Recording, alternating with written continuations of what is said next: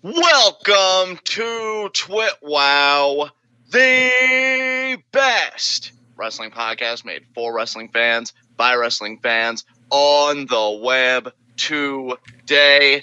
I'm the voice of a generation, John. That's my cohort and commentary, Ashton. And this is another catch-up commentary. And today, guys, it's going to be a partial catch-up commentary. We are going to be catching you all up on Raw and SmackDown. So, Ashton, how are you feeling about it, bud? Yeah, man, I thought that, believe it or not, I actually thought Raw was better than SmackDown this week. There was a lot of stuff that happened on SmackDown that really pissed me off, and admittedly, there was some stuff on Raw that pissed me off too, but yeah, we'll get into it then. Absolutely. We got a lot to unpack. So, where do you want to start, man? Yeah, I mean, figure we can, you know what, I don't want to start with what opened Raw, because that's also, like, the most important storyline on Raw, which I want to save for last. So let's just talk about like the random stuff that happened on Raw that didn't have any kind of greater implications, like Braun Strowman coming out and just randomly destroying all of the current tag team champions. Yeah. God, WWE really doesn't give a shit. Well, I should say the main roster really doesn't give a shit about tag team wrestling, does it? Because I think NXT still has a certain respect for their tag division. I mean, they had the fucking War Raiders as tag team champions before Vince made the phone call. So that's on Vince, not Hunter. Yeah. But the main roster just really doesn't seem to have any regard for tag team wrestling. I get that you want to get Braun Strowman. I know heat is usually reserved for heels, but I'm going to say heat back in terms of his momentum, his credibility. But why does it always have to come at the expense of other acts that could really have theirs preserved? You know? Like, why not, like, really what would have made more sense to me with the Braun Strowman stuff, why not resume going after AJ? Because I feel like that stuff was so unresolved, you know, because AJ never straight up beat Braun for the United States title, and Braun just seemed to be like getting screwed over and over with it. So like I would have believed him attacking the OC as more of a natural segue. Plus he just vied for the Universal title, so it seemed like a logical step down would just be going for the mid-card belt. But no, let's just attack the tag team champions. That's cool. So, yeah, I really, you know, and I guess you could make the argument, well, Braun was a tag team champion and he lost it to Rudolph, but Braun shouldn't really care about those tag titles. Like, I've never associated him as a tag team wrestler, ever. Like, you know, he's a singles guy. So, yeah, it just really didn't connect with me personally. Yeah, do you remember after Braun and Nicholas had to vacate the tag titles, who won them immediately after that? Was it the... No, it wasn't the Bar again, was it? Let me think. It was Bray Wyatt and Matt Hardy, okay. Oh, all right. Oh, man. And that was... They beat Cesaro. They beat the Bar to win the vacant title. So I was going to be like, you know what? If it was the Revival, it would have been like, damn, job well done, WWE, for remembering something. But it's the Revival getting involved in this just doesn't make sense.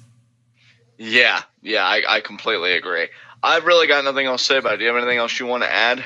No, let's just go ahead and move on. And the Revival do have something on SmackDown, but it's pretty much unrelated to this, so we'll save it for our SmackDown discussion. You know, we did also get a pretty good match. The OC, all three members, AJ, Anderson, and Gallows versus Cedric Alexander and Viking Raiders. What did you think of this match?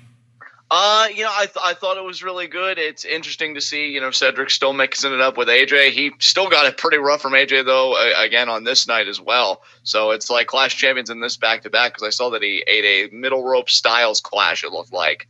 So that was pretty heavy. And Viking Raiders mixing it up with the OC is cool, because you have to imagine that the tag titles aren't far behind, you know, for them. I'm just happy the Viking Raiders are face again. Yeah, you and me both. Them as heels, I'm not saying it's impossible with their look and everything else, but like they're too fun to watch, you know, to just stick them as heels, right? I think with a heel turn, you got to plant the seeds for that. You got to do, in my mind, somewhat of a short form story and not just kind of make that the default setting when they come in. It made no sense to me. So I too am happy that they're face again for sure. Yeah. So I did want us to kind of save things that kind of crossed over from Raw into SmackDown for last on Raw. So let's talk about some Raw exclusive stuff. Namely, let's talk about the Kanellis baby daddy drama bullshit. Oh my god. if we were doing like a heat of the night thing, because I know you said that there were some things on Raw that pissed you off, and like SmackDown more so than Raw. This but there was was the some on main both thing. stuff. Like, this was Yeah. the worst thing that the WWE produced this week, period. Is this like a strong contender for your like worst segment of the year award or whatever for when we do Worst TWitWoW awards? storyline of the year for sure. Yeah, like I don't think anything's beating this, dude. This is so bad. And like, can I just say, because a bad storyline is bad enough, right?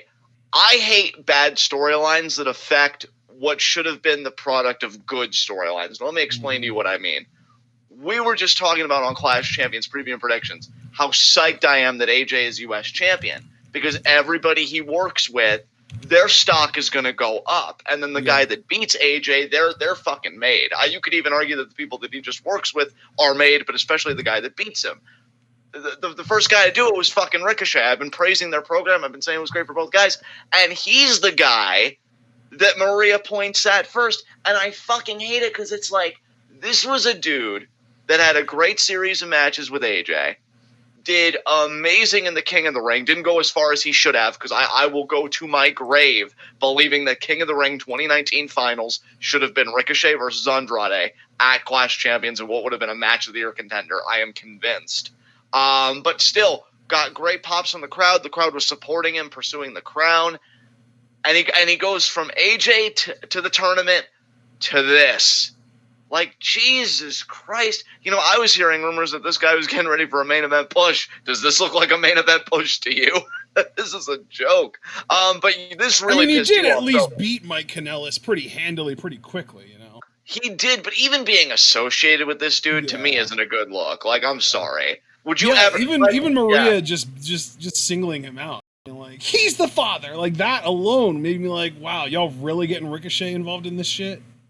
Yeah, like, I don't know, man. I just don't think if you're trying to make a top star that the only way a top star can associate with something like this and get away with it is if they're ruthlessly mocking it, because they're speaking for all of us. But yeah, that's kind of what Edge made a living off of back in the day. Yeah, like, you know, Ricochet was just, like, denying, like, oh, no, I didn't do it, no, Mike, you gotta believe. And then he lets himself, you know, get slimed and all that stuff, and he wins the match, but it's like, God damn, he should have never been put in this position to begin with. But enough prattling on from me. I know you really took umbrage with this. You said it really pissed you off. So what were the things that really angered you about this? I just find it hilarious that you kind of hang on to the Ricochet stuff. The way that this story was handled in general was fucking atrocious. Like, yeah, the Ricochet stuff was bad, and he deserves better. And then fucking Rusev gets brought back in this storyline, and like they made it seem like Maria was trying to say that he was her baby daddy, and Milana is nowhere to be found, and they're fucking married. And then he gets in the ring, and Mike is just like, "Listen, man, if you really are the father, I'm happy for you. I just don't want to get into another fight." And he throws the mic and he tries to run away. And what do we hear over fucking commentary? Michael Cole saying, "Boy, this guy is a loser." Yeah, oh, dude, they went so hard. They were on Mike Kanellis' head for this. And we haven't even gotten to Corey Graves' comment, which I'm sure that really, because I know that really revolted us both. Well, yeah, I hadn't even gotten around to that, but yeah. Corey Graves literally explicitly, like in the exact words, without using euphemisms, said that Mike Kanellis was a beta cuck. That made me so skeevy, given what those words are associated with. Dude, like, oh my god! And you really have to wonder if those were Corey Graves' words or if those were Vince McMahon's words. And honestly, dude, when it comes to words like that, I don't even know if the distinction matters, because, like, you know, if you can't even say, I don't feel comfortable saying that, or going a different way, and then just taking the heat for it later, because given what those words are associated with, it's such a bad look. And just to kind of backpedal a bit, first of all, the one good thing, and I will say the only good thing to me to come out of this, Tong Po is in amazing fucking shape. Holy shit, he looks good. For those of you that are unaware, Tong Po is Rusev. Yes, up, down username, Tong Po there. But what an underwhelming return. You're telling me Rusev looks like that, okay? and he was one of the most over acts in the company for a minute. Well, you gotta that. remember though, like take into account that they brought him back here as a full-blown, ruthless, mustachioed even heel. Yeah, and and that's fine. That's fine because I feel like they really killed Rusev Day before he even left, as you know, separating him and Aiden, and then the feud, and then just him doing nothing. So I get, wanting to go back to heel. It's familiar. It's whatever. But still, this is what you do with it. Like, we haven't even gotten into SmackDown yet, but there were things that happened there that are like, man, we could have done so much more with certain acts before they came to these certain crossroads. And it's just a shame that they used Rusev like this. And then really what it comes down to for me on the wrestling side, like, if you want Mike Kanellis and Maria to be a comedy act, is this really the best you can do for them? Like, really? I get that not everybody can be a main event guy. I get that not everybody can even be a mid-card person. I understand that, but man, there's got to be better material than this, dude. This is fucking bad. This is bad. Anything else you want to say about this? Oh man, I you know what? We probably didn't even need to talk about this because we are going to be electing, and again, I'm going to say it every time just to make sure that anybody listening for the first time is aware. We're not going to talk about 24/7 championship shenanigans at all during these. Like, that is the one segment that we are removing ourselves from entirely. So everything involving Truth and Glenn Jacobs / Kane, we're not going to be talking about any of it. But I will say it was a cool way to kind of build up to him appearing at the end of the show. Yes, absolutely, which we'll get to in due time. So, all right. So now getting past that, we had a Rey Mysterio versus Cesaro match, and Cesaro cut a heel promo threatening Dominic on his way to the ring. So we know he's heel if we didn't already. Right. So I don't really have much to say about this, honestly. It was a solid match. Rey ended up winning. He had a 619, and then a few other things happened. I think Cesaro countered the initial splash, but then Rey ended up catching him with a Yoshi Tonic for the win. Yeah, I've honestly, and I'd consider myself like a pretty big Cesaro mark. I'm just not as out and energized about it because they never do anything fucking with him, But I'm always supporting him. Like, if he was to get a push tomorrow, I would be so on board. I'm cool with Rey getting built up, but I'm very tentative about what the end game is, because if the end game, hypothetically, right, was Andrade beating Rey at Mania and Rey's retirement match, I'd be cool with that. I'm thinking it's going to be even worse because Dominic, when he pulled Rey back from the Edge, said, "Oh, I want to tag with you." So I'm thinking Rey's bigger time match, maybe a tag team match where him and Dominic win, and that just kind of, I don't even know how to feel about that yet. God, let them beat the fucking B team or some team that we have no interest in. Yeah, please, because dude, honestly, and I know it's about I'm Rey, so fucking worried that they're gonna put together an LIJ-esque stable with Andrade and Angel Garza and King Cuerno and all that shit, and just have that stable's existence be so that they can put over Rey and Dominic. That would be so gross. Dude, if that happens, oh my god, I'm really gonna have to resist throwing up in my mouth, because I know Andrade isn't even a part of this, but they've mishandled him to me so grossly ever since he beat Rey 2 straight falls. I feel like that's when you strap the rocket. Mm-hmm. I don't know if those two are done with each other. I personally don't think they are, but that's also a scary thing to think about, because while you and I would push Andrade to the moon, we're not WWE, and that's the problem. So I don't know what's going to happen here, and it just sucks that Cesaro had to be fed for Rey to, regain his, how Rey got his groove back kind of storyline, which I'm honestly not here for, but it is what it is. Yeah. Right. So then the only other kind of random match that didn't really serve a greater purpose, or actually, you know what? I guess it kind of did serve a greater purpose in a way. But we had Lacey Evans versus Dana Brooke. Not a match that I would go back and watch again at all. But Lacey did win with a sharpshooter to send a message to Natalya. So I'm guessing they're building up to a Lacey Natalya match, which I wonder if that's going to be on the pay-per-view. If they're going to shove that on TLC or on Hell in a Cell or something. Yeah, maybe. I'm rooting for Lacey in the feud. So same. Yeah, absolutely. Yeah. I don't like Lacey, but I like her a whole hell of a lot more than I like Natalya. The thing is with Lacey, you know what, man? If it was a different time, I'll tell you, if we were still, and I don't even mean this insultingly, but if we were still in an era where the Divas Championship ruled the earth and everything like that, I'd honestly be rooting for her to get the strap because we wouldn't have the caliber of wrestlers like Sasha and Becky and Bayley and all them. And I think she'd be a prime fit for it.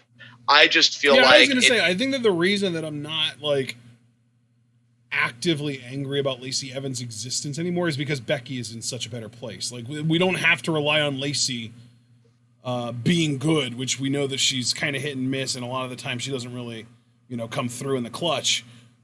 In order for Becky Lynch to be having a good, entertaining program, because they're separate now. They're not dependent as much on each other as they were for the first 3 fucking months of the summer. Yeah, and that's the thing, man. Like, Lacey isn't bad, dare I say, that I personally think she's good on a lot of levels. It's just good isn't really good enough when you have women that are freaking great. Like, what Sasha and Becky are doing right now has been awesome to me. Yeah, like Lacey's decent on the mic, but is she significantly better than, say, Ember Moon on the mic? No. She's decent in the ring, but she also doesn't hold a fucking candle to the women like Ember in the ring. Right. Now, I know Ember isn't even on Raw, so it's kind of an apples to oranges comparison there, but that's just me basically trying to make the point of, we don't dislike Lacey Evans, we just dislike Lacey Evans being pushed over more talented women. Exactly. Like, I feel like the program she's working right now, this is her speed. Yeah!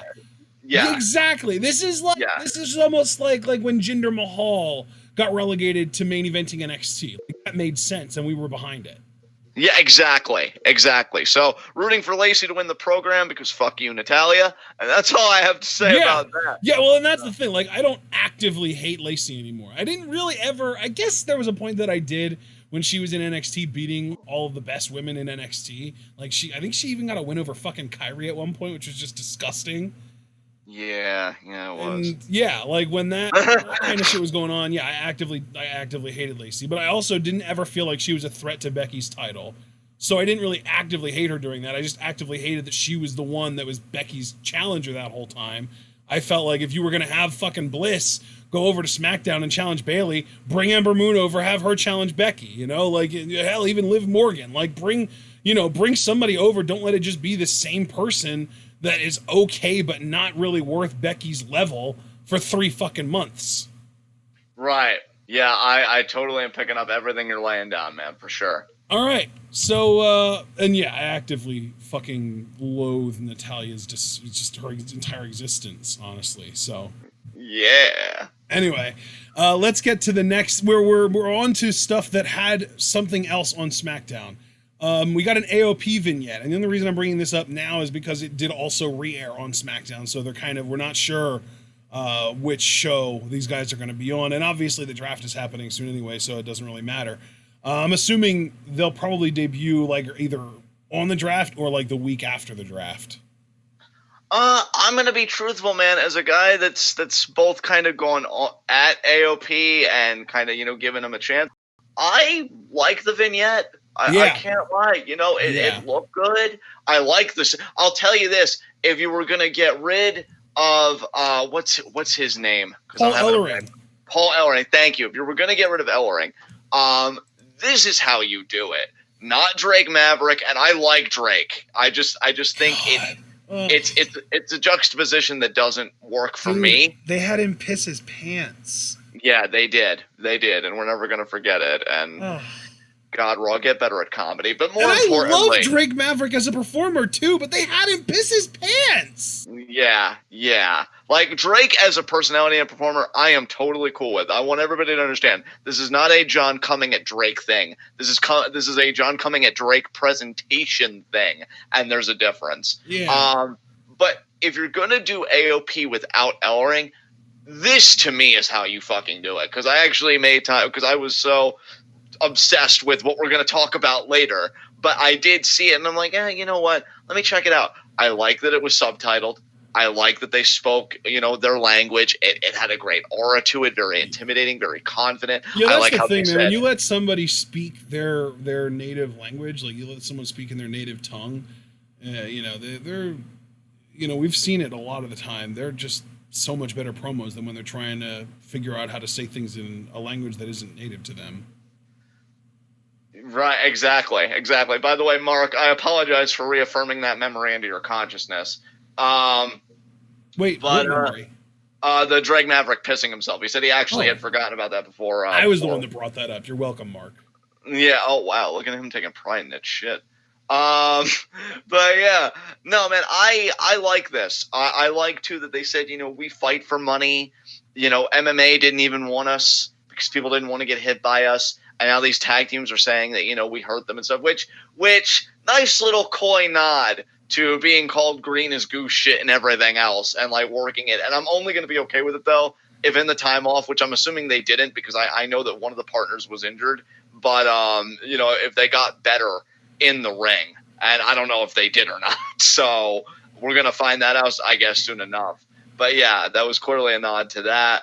And if this is kind of a repackaging, rebooting of AOP, I will say the money matchup here, to me, the only money matchup that I can see right now is a babyface Viking Raiders with the Raw tag titles versus AOP. Wow. You give me that Haas fight, I don't know. I think a Haas fight like that could work, man. I really do. Absolutely, yeah. Because that's the thing. Like, do I think AOP are good workers? Absolutely not. But do I think that they are presented well and they have an intimidating look and work in the confines of pro wrestling, especially when you put them up against a workhorse team that can really kind of carry them in the match? Hell yeah.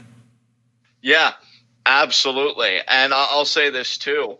If you're going to reboot AOP and if they are going to go on a dominant run, get the freaking Revival in there. I still remember that three-way tag match, DIY versus Revival versus AOP. And the Revival Which AOP was, interaction was insane. Good, but not as good as DIY versus Revival versus American Alpha. Oh, absolutely not. Absolutely not. But yeah, I mean, let's not get crazy. Yeah. But, I'm just saying, like, Revival's the type of team that even with such a size and, like, weight disparity, they work magic. They just know tag team wrestling, I'd say, better than anybody right now working. So we'll see what AOP does. I'm going to keep an open mind to it because I did like the vignette, but we'll see it. It's all on them now where it goes from here. So yeah. All right. So then another thing that kind of leaked into SmackDown was King of the Ring finals. Here we go. Let's get into this. Oh, you mean the Corbin thing versus Gable? And before I hand it back over to you, I just want to go over the lowlights of this match. Really, the moments that stood out to me. And I wish I could say they stood out in a good way, but I called them lowlights because the moments in this match that stood out to me in a bad way.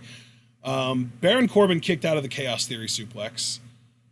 And then Gable had him in an ankle lock, and he grapevined it, and Corbin still made it to the ropes and ended up winning with End of Days. So there you go. I've had a few. Well, I've had a little bit now, right, to mull over this in preparation for our catch-up commentary. I'm not going to go into, Corbin won, whatever, because it is what it is. And again, I'm trying. I'm really trying, guys, to be good and to keep an open mind to things. But again, Corbin is legitimately an anti-draw. That's not an insult you lobby at somebody to hurt them. Believe me, I'm familiar with both. It's a statistical fact. Like, it's an empirical fact. You can look at the ratings. They go down when he's on. Focusing more on Gable, when you put it like that, when you actually say it, Ashton, I think it's safe to say that they kind of buried Gable here in ring because they let both of his best shots be survived by Corbin. Mm-hmm. And then Corbin just needed one End of Day. So, like, if they were to climb in the ring again, how am I supposed to believe on any level that Gable can beat Corbin? Because both of his best shots failed. Exactly. This is why I love New Japan booking, by the way, because if they want somebody to lose, but they also want to protect them, they don't have them hit the finish. Usually. It's very rare that they do and the person kicks out. And even then, the finish is usually probably so built up that it's not going to lose a lot of credibility. Like Okada's Rainmaker, for instance. Just because somebody kicks out of it doesn't mean it doesn't still have like a 98% win rate. You know what I mean? Yeah. But WWE is not like that, and that's kind of the problem. Because, and especially the Grapevine ankle lock, like Chaos Theory, maybe you figure like, oh, Corbin's size or whatever, maybe Gable wasn't able to get all of it. Yeah, I can understand that. A Grapevine ankle lock and he gets to the ropes though, like, come on, man. You're really out here making Gable look like shit. So I don't know. I read, I don't even know what source reported on it, but apparently Vince does think that like he's considering what's happening with Gable to be a push. We'll see how long they continue to feature him before he's back on 205 Live. Well, and what happened on Raw, I would say was pretty awful. But then when we get to SmackDown, I can see why they would consider it a push, because he was getting some real reactions on SmackDown. Yeah, I mean, look, dude, you and I have supported Gable for quite some time. We know he has a personality. He definitely has the ring acumen to substantiate that personality, to lend that credibility that I don't just talk shit, I can hit, and that's great. It's just, if you were going to have Corbin win, I personally feel like Gable should have never gotten in the ankle lock. Like, you should have just used Corbin's size. Like, he just can't seem to lock it in. Corbin's just too big. And, then hit end of days, whatever. The idea that you let Gable use both of the bullets in his chamber and it doesn't get him the crown, it's not a good look. So that's kind of where I come away from this matchup. Do you have anything else you want to add about it? No, I definitely see where you're coming from there. I definitely agree that, if we're planning on doing another Gable versus Corbin match, because that seems to be what they're building to, is a rematch, maybe even with the King title on the line. I don't know. We'll see about that. If you're going to do that, though, you want to make it seem like Gable has a shot. And right now, we have no reason to believe that he has a shot. Exactly.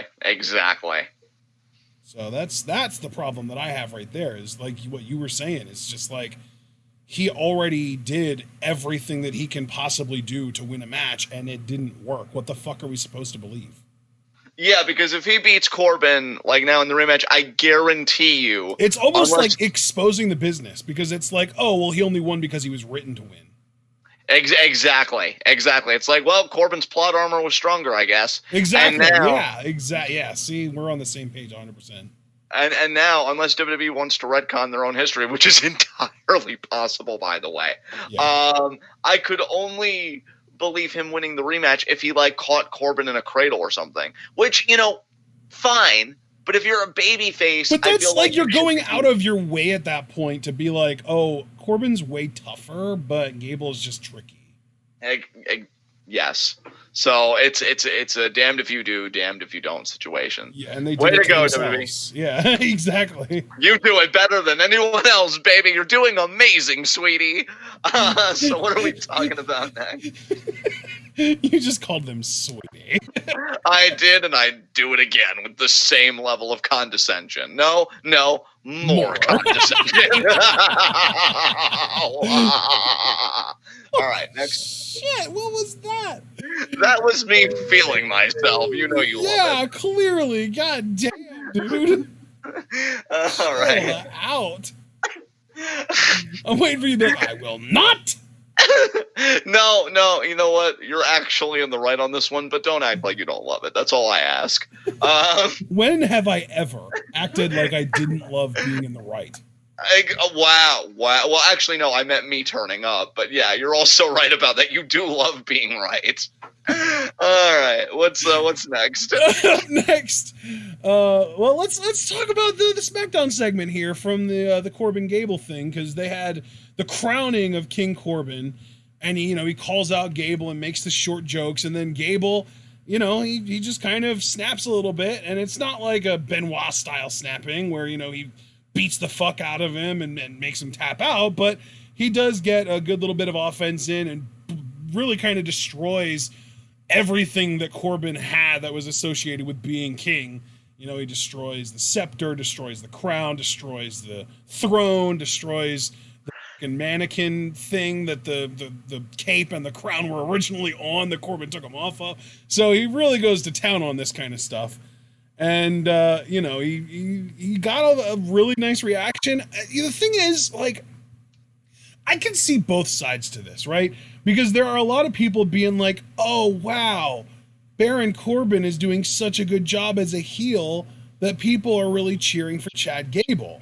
But then, on the other hand, it's Baron Corbin. Nobody likes Baron Corbin. He's a proven anti-draw, and you could have put in literally any heel in this position, given them this exact same push, had them tell the exact same short jokes, and people probably would have been even more receptive because it was someone other than Corbin. Right. So there are two sides to it. Like, I don't know if Drew McIntyre is even healthy. He might be injured, but you could have done this with him, and it would have been even better. Oh, dude. Absolutely. Oh, my God. Who was the other heel on the Raw? There were two other heels on the Raw side. Joe. I know you Joe, could have totally done this with Joe. Joe would have gotten this so over. Oh, and how amazing he is on the mic? Jesus Christ. I know. Oh, my God. That's what I'm saying. Like, the one side is, oh, it's working. The other side is, yeah, it would work with fucking anyone because it's well done. Yeah, fuck Adult Caillou. Anyway, we'll see how the rematch goes. Did you just refer to Baron Corbin as Adult Caillou? Yes, I did. I regret nothing. I was going to say, touche, sir. You're not wrong. So yeah, well, I mean, again, I already aired my grievances about a potential rematch, but see, this is where I have a conflict too, because like the segment was fine, and again, I'm totally receptive to what you're saying, because I can see both sides of that coin, especially again coming at Corbin, like, well, any heel could have filled that spot and maybe even done it better. Given that, again, we look at Joe and what an amazing mic worker he is. I'm just happy Gable's getting TV time. I just wonder how long this push is going to last. And honestly, given that 205 I'm wondering when the real push is going to start. Yeah, really. That's also a good point. And ultimately it's going to fizzle and he's going to be reintegrated back into 205 Live. Maybe that won't be so bad since that's becoming more associated with the NXT brand, or at least it's seemingly going to be. Yeah. So maybe as Gable fans, we win either way. So with that mindset, I'm just kind of thinking, I'm just enjoying the run while it lasts. You know, as long as he's on TV, at least something's going right on that end. So yeah, that's all I got to say about that. What else do you want to talk about? Let's get into the women's stuff, because we had a lot of women's stuff on both shows. It's interesting. There were 5 individual performers, and I'm saying this now because we just talked about 2 of them. We're going to talk about 3 more of them here. 5 individual performers that were on both Raw and SmackDown this week. And those 5 were Chad Gable, Baron Corbin, Sasha Banks, Bayley, and Charlotte. All right then. Yeah.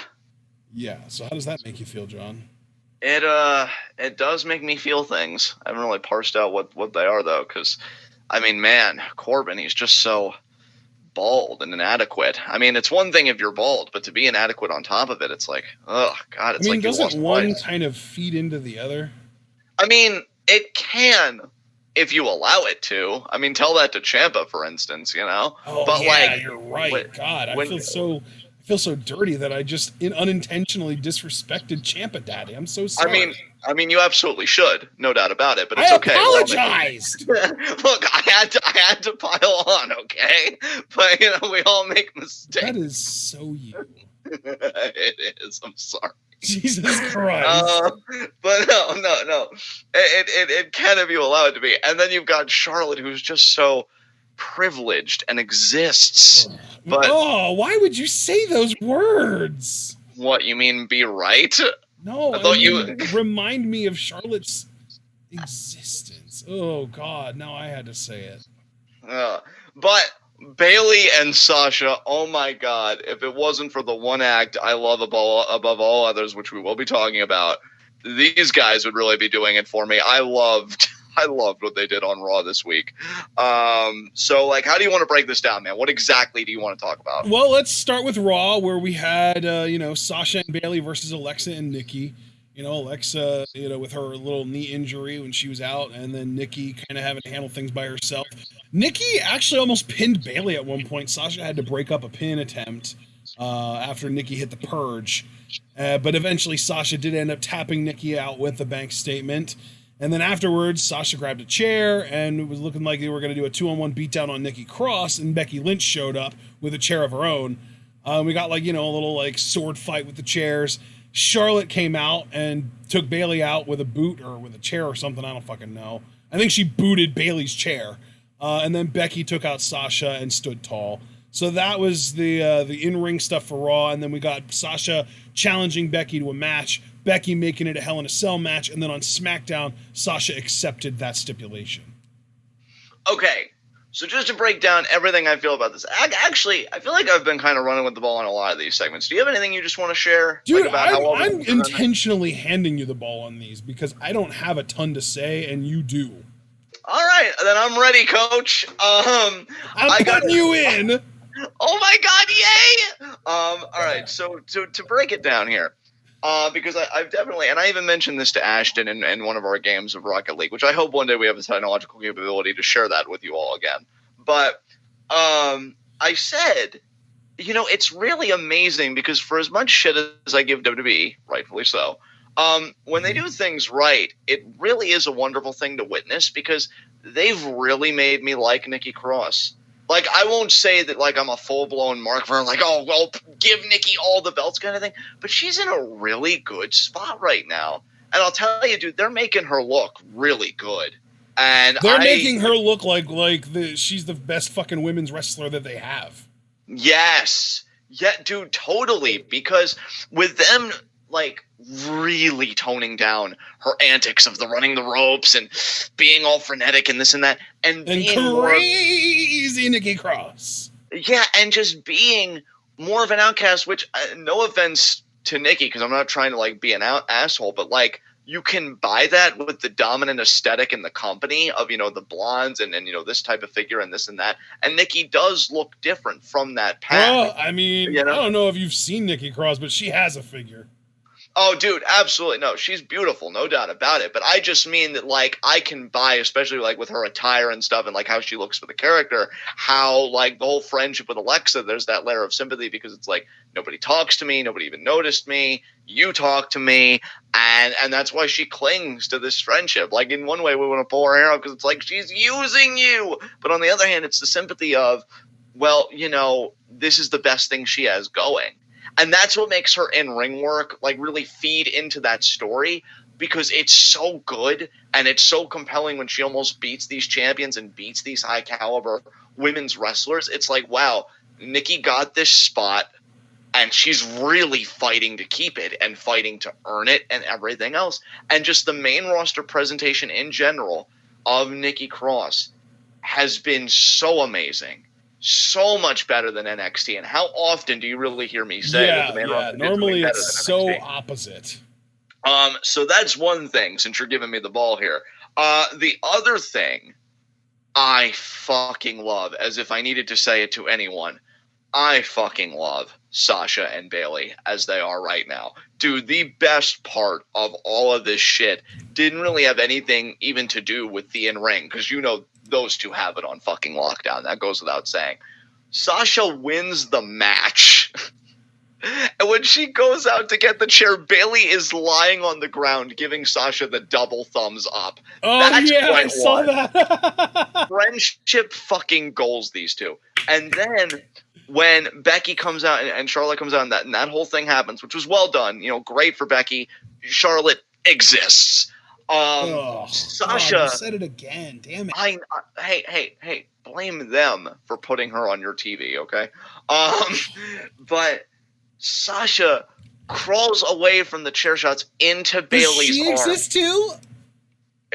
Who exists now? Sasha? Yeah, Sasha exists. Oh, Sasha exists. Oh, that makes my day so much better. But yeah, she gets hit by the chairs by Becky, and where does she crawl? Into Bayley's arms, who's also in pain. Like, they comfort each other as heels. That is the purest fucking shit. I like I need to inject my veins with this motherfucking content. It is so pure. I love it. I love all of it. So yeah, heel Boss and Hug still being down for each other, for Boss and Hug, and fuck everyone else. It's amazing. I love it. I absolutely love it. Anything you want to say about this? Oh God. Friendship goals, yes, but I still think they're better opponents. Yeah, I could totally understand that, man, but this is like the one time where, like, their friendship, because Boss and Hug as babyfaces started to grow on me at, like, the very end. I've been here for a heel version though since Jump Street. Yeah, I love Trolley Bayley. Honestly, that's like, it's so good. I absolutely love heel Boss Sasha. Like, I'm always going to be here for that. She's amazing, but I'm really enjoying Trolley Bayley.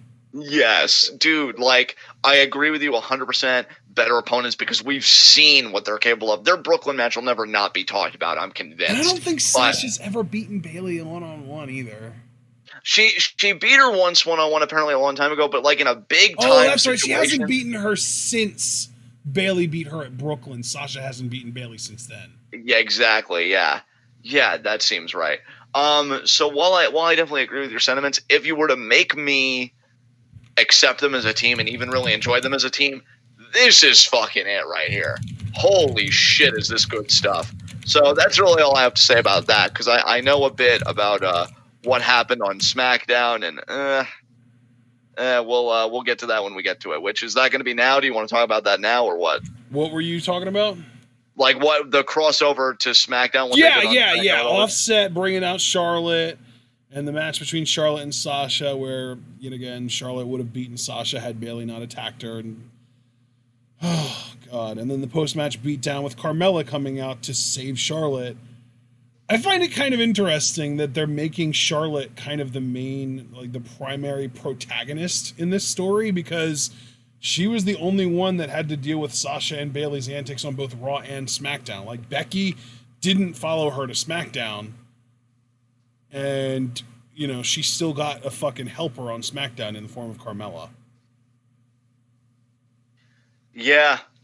Well, I really, oh god, what do I even say about this?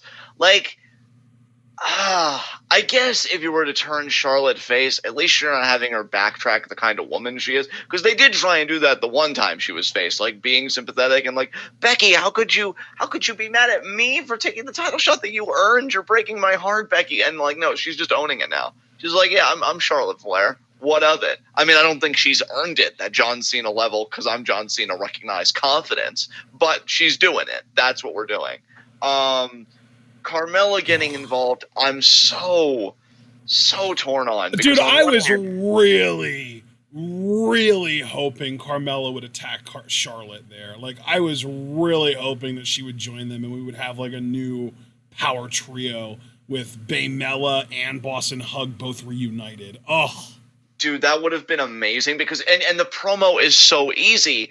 Carmella could say she listened to Bayley talk about, you know, what a friend is, and that resonated with her because Bayley will always be Carmella's best friend. Yeah. And she wanted to help. Like, it's so easy. And like, the thing is, TWitWoW, if I can just say, and I'm sure of course we're not the only ones, because there are people everywhere, but I know we were a podcast that really came to Carmella's defense, even said that she was underrated to a point because her in-ring is solid and her SmackDown Women's title run wasn't as bad as it very easily could have been.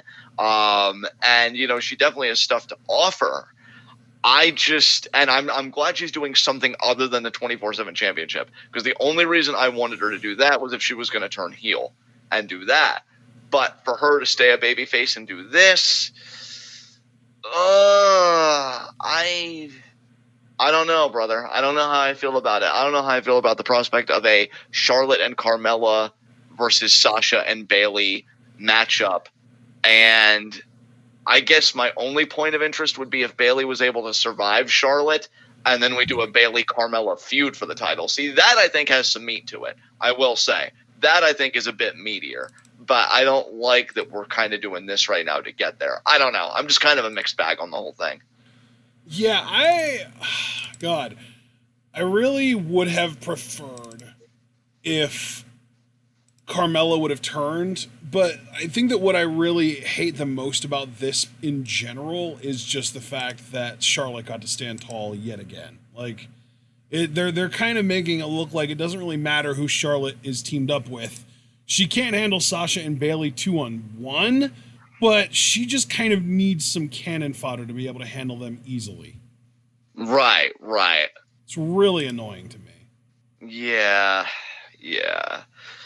Flair gonna flare. All right, what are we talking about next? Yeah, let's go. We're kind of on something that was more SmackDown heavy right now, but let's just kind of finish out with Raw before we go into the SmackDown exclusive stuff. So the biggest story that overlapped all of Raw, opened the show, closed the show, Seth Rollins and Firefly Funhouse. Oh my god, I know you guys can't see it because we don't do webcam, but he started to say I couldn't stop my face from smiling. Oh my god, I love this so much. Okay. Okay, so Seth comes out, he pretty much gives a recap of Clash of Champions and the Fiend's attack. And he says, you know, I get Bray Wyatt inside hell in a cell. And he starts to talk about, like, I've been in these so much. And then the Firefly Funhouse music hits. Gets a nice pop from the crowd. And Bray's waving, hello, Fireflies, whatever. And essentially his promo is, look, everyone, it's my best friend, my future best friend, the Universal Champion, Seth Rollins. And he says, I'm glad you're okay. Rollins says, you're glad I'm okay. Listen, you're sick, man. You need serious help. But to come out here and then Rambling Rabbit cuts Seth off. He says, Seth, dude, Seth, you don't know what you're doing, man. Run. So again, Rambling Rabbit being the puppet that, like, is trying to make people avoid the Fiend, avoid Bray, because he knows some shit about what goes on. Yeah, man, I love that. It's like, because I always feel like Rambling Rabbit is symbolic of the previous Bray Wyatt, where he would just talk and talk and talk, and no one gave a shit because he never backed it up. He was rambling, like that's how I have always interpreted Rambling Rabbit. But now the fact that he, like, not only that, but also, like, he tries to talk a little too much. He wants to tell things that he's not supposed to tell. I love it. Yeah, and Bray just pounds the table. He says, no! And, and then right back to the phony smile. Yes. And he's like, oh, who's sick? Yowie, wowie. There's no need for name calling. It's fine. It's poppycock. But it's fine. I'm not. I promise I'll be good, but I swear I could burn through 5 hours talking about how much I love this shit. And dude, he says, fuck 5 hours, but if you want to go a half hour, I really won't stop you, I promise. And he says, like, everybody makes mistakes. You should know. You've made mistakes. Yep. And everybody loves you. And he says, he even said, like, you've made lots of mistakes. Yeah, you've made, and he has. He really has. Just look at his Twitter feed. And he says, and as I told my Fireflies, friends forgive, but he never forgets. And maybe that's what he just wanted you to know at Clash of Champions. Maybe he'll have something else to say to you tonight. And then he does the serious face, the Fiend kind of transition. And then Deadass had me dying. Cracks up, waves, see you in hell. Toodles, Seth. What?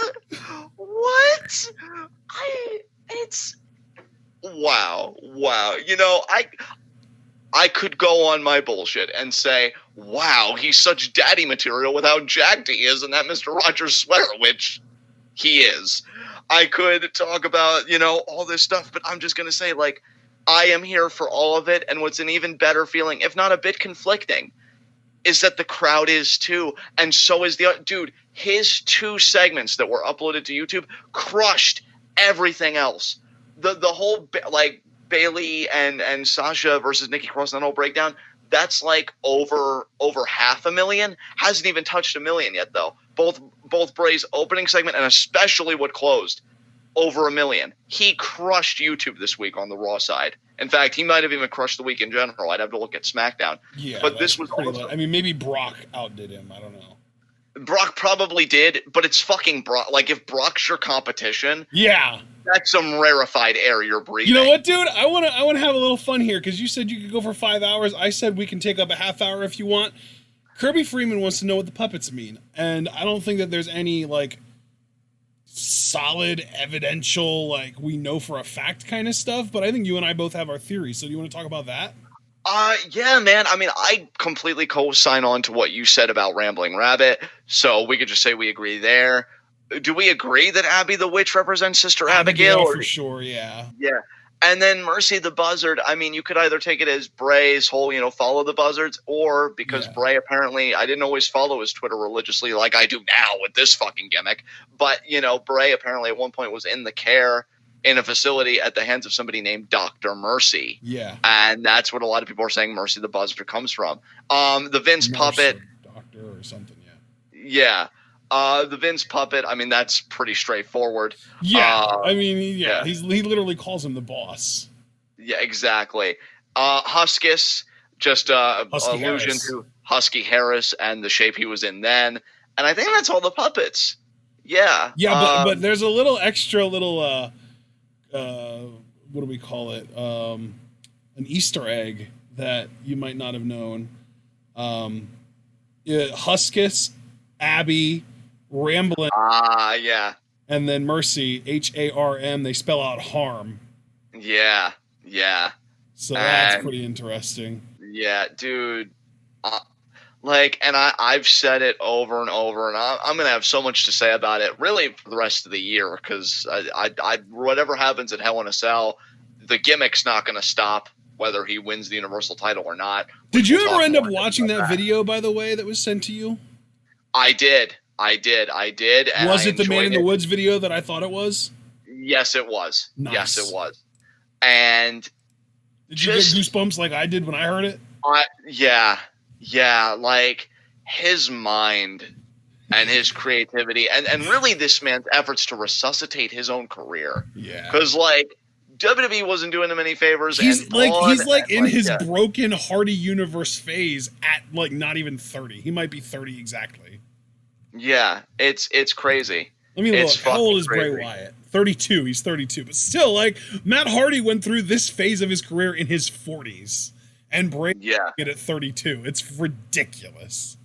Dude, I'm just so happy for him. Like there is something so powerful, and maybe that's why, like, when you I still go back to when we first, like, for me, I first saw him in FCW. You first saw him in NXT, and like both of our reactions to first seeing him, I still remember both of them. Like, I remember my own because I saw it on my own time, but I remember yours, and you were so taken with him immediately. Yeah. And I still am, yeah. That's what we're in this for, is to get invested in a performer and follow their careers, hoping all along that they will find something, or that the WWE will find something for them that they can succeed with. And finally, here we are. Bray Wyatt, The Fiend, Firefly Funhouse. It's fucking working. And you know what's crazy, man? Like, because putting aside the squeeze and the high-pitched voice and like all this stuff and just talking to you about it seriously, what's so crazy is Bray, for all intents and purposes, is a third-generation superstar, and he doesn't lean on that shit at all. Dude, if you didn't look it up, you would not even know it. Exactly. And yet, this is the one guy that if anybody had any right to lean into their bullshit, it would be this guy, because he has such a mind for the business. And I'll say this too, not to get on my fucking like smark or snark or whatever horse, but like when I say that I'm really at a point in my fandom where like I gravitate more to the characters than the spots and stuff like that, even though I do enjoy somebody with an exciting moveset, of course. I mean, Bay Dito forever, for instance. Like, it shows you that it always does good business. I mentioned the YouTube numbers. I'd love to know how his merch is selling right now. I would assume like hotcakes. Does he even have merch? He does. I don't know if they sold out, but he had like this limited edition kind of like box set where it would come with like a shirt and this autographed picture and like all this stuff related to Firefly Funhouse. And again, according to Braun and like some like backstage sources, like, it's all him. He came up with all of this. Now, I'm not saying everybody can do that or that it's a bad thing if you can't. Right. But just appreciating, just as an individual, Bray Wyatt, that he did this. It's to me personally, when you just look at the business for what it is and what it can be and when it's at its best, this is the best wrestling story of 2019, that this man came up with this shit and it's working. And like, I'm telling you. And that's the thing too, is like, I feel like the Firefly Funhouse has been going on for years, and yet it's only been happening since, I mean, I want to say it just started after WrestleMania. Yeah. And like, I'm going to be truthful with everybody, as if you couldn't guess it by my fucking reactions. Like, Kyrie will always be my number one, but Kyrie is not being used. And you can't really get excited about somebody that's not being used. So, by default, until she gets repushed, and I hope that day fucking comes, Bray's my favorite thing in wrestling right now. Again, he reclaimed his spot. I thought he never would. But this is fucking incredible. I love it, man. I even said, and I don't want to jump the gun because I want to get your thoughts on this too, because I remember you freaking out when I like took care of my business and I came back. But the ending of Raw this week, it brought me back to my fucking childhood. Like the feeling I felt. Like this was some ruthless aggression era shit for me. Like when Undertaker would come out and stare down JBL or some shit, and I'd get those goosebumps like, oh, he's pursuing the title or whatever. I got those feelings again. And nothing compares to those feelings, man. Nothing. And again, like I said, we actually even had multiple Firefly Funhouses on this show. Yeah.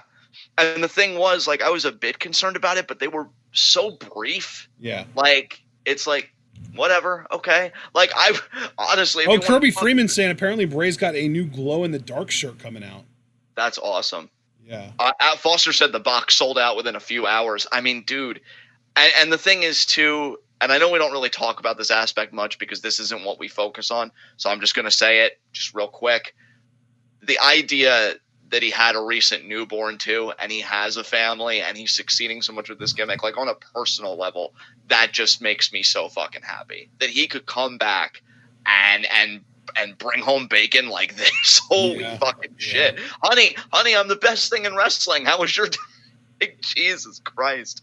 I love it, man. It makes me so happy in every conceivable way. And I just want everything for Bray because, and apparently too, like as a person, you could question some of his personal life choices, but as he says, we've all made mistakes, right? I'm not going to hold him against that. I've heard too from that same big report I read you a few months ago, this guy tries to help other people with their promos and their characters. Like he loves this business. He loves this business, and you can see it with the shit he comes up with.